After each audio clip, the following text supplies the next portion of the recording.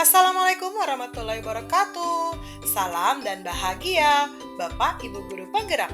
Perkenalkan, saya Ahrianita SPD, calon guru penggerak angkatan 10 dari SMP Negeri 77 Jakarta Pusat. Pada kesempatan kali ini, saya akan memaparkan modul 1.1 koneksi antar materi, yaitu tentang kesimpulan dan refleksi pemikiran Ki Hajar Dewantara. Pendidikan dan pengajaran sangatlah berkaitan erat dan tidak dapat dipisahkan satu dengan yang lainnya. Pengajaran adalah bagian dari pendidikan. Menurut Ki Hajar Dewantara, pengajaran adalah proses memberikan ilmu atau transfer knowledge untuk kecakapan hidup lahir dan batin.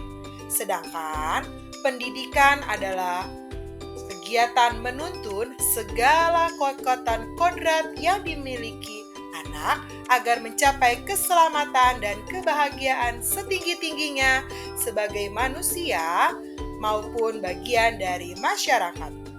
Pendidikan akan menciptakan ruang bagi murid untuk tumbuh secara utuh sehingga secara sadar mampu memuliakan dirinya sendiri dan juga orang lain, serta mandiri di atas kakinya sendiri dan memerdekakan tanpa merebut kemerdekaan orang lain.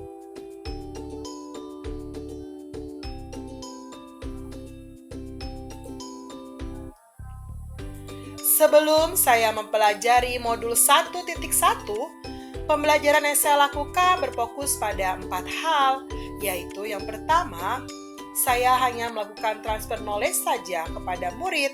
Saya hanya menganggap ketuntasan dalam penyampaian materi lebih penting di atas segala-galanya daripada memahami murid. Biasanya saya hanya melihat dari aspek kognitifnya saja, sehingga berfokus untuk ketercapaian KKM. Jika sudah tercapai KKM, maka pembelajaran sudah berhasil.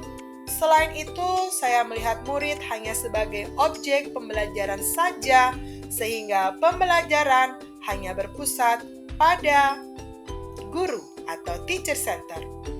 Saya tidak mempedulikan apakah murid sudah benar-benar paham atau belum, karena fokus ketercapaian saya hanyalah menyelesaikan semua materi yang super padat. Seringkali saya hanya menyuruh murid untuk menghafal materi, sehingga ketika target saya tidak tercapai, saya merasa gagal dan juga mengeluh karena banyak murid yang tidak tuntas setelah evaluasi.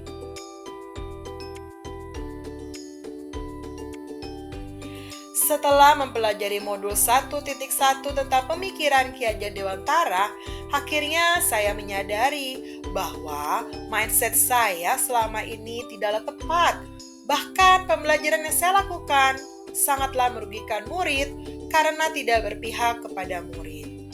Seharusnya pembelajaran adalah pembelajaran yang menyeluruh, tidak hanya kita berpaku pada aspek kognitifnya saja, namun harus diselaraskan dengan aspek pembelajaran lainnya, yaitu afektif, psikomotorik, spiritual, sosial, dan juga budaya.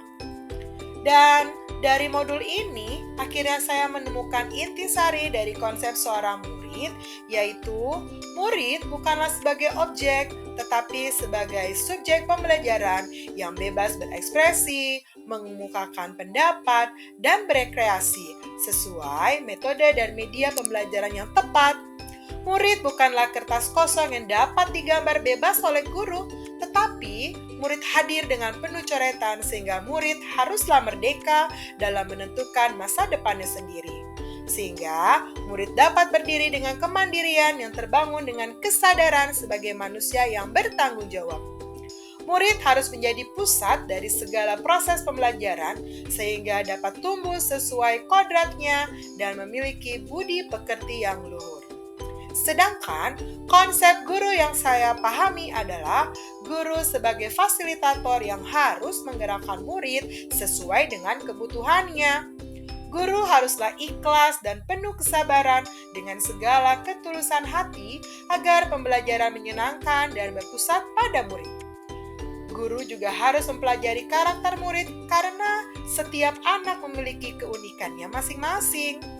Saya harus menghargai setiap karakter murid dan memberikan kesempatan untuk tumbuh sesuai dengan kodratnya dan menebalkan laku dari setiap coretan pada kertas buram sehingga terbentuklah budi pekerti yang seimbang.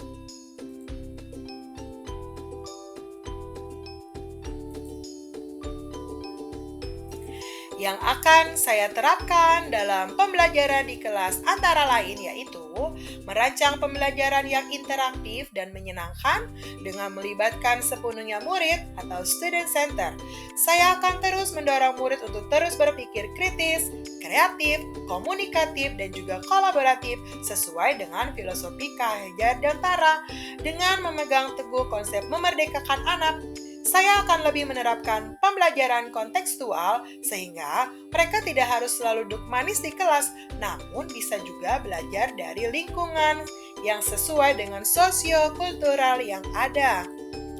Selanjutnya, yang akan saya terapkan adalah pembelajaran. Saya akan coba untuk tidak lagi menuntut, tetapi menuntun. Karena saya memahami bahwa tugas guru adalah memberikan tuntunan atau arahan yang baik kepada murid agar selamat dan bahagia. Saya akan terus berusaha menjadi tauladan yang baik bagi murid dalam perkataan maupun perbuatan. Dan yang akan saya coba terapkan selanjutnya adalah saya akan memanusiakan manusia melalui budi pekerti. Karena budi pekerti inilah yang membuat manusia lebih humanis, manusia yang penuh kasih sayang, hati yang bersih, jujur, yang selamat dan bahagia. Menanamkan budi pekerti dapat saya lakukan melalui pembiasaan baik sebelum pembelajaran dengan kegiatan senyum, sapa salam, bersalaman di awal pembelajaran, dan melakukan refleksi di akhir proses pembelajaran agar murid lebih memahami makna dari proses belajar tersebut. Saya juga akan sering melakukan pembinaan untuk mengetahui karakter anak serta berkolaborasi dengan orang tua dan lingkungan sekolah. Karena orang tua, sekolah, dan lingkungan sekitar adalah 3 aspek yang sangat penting dalam pembentukan budi pekerti anak.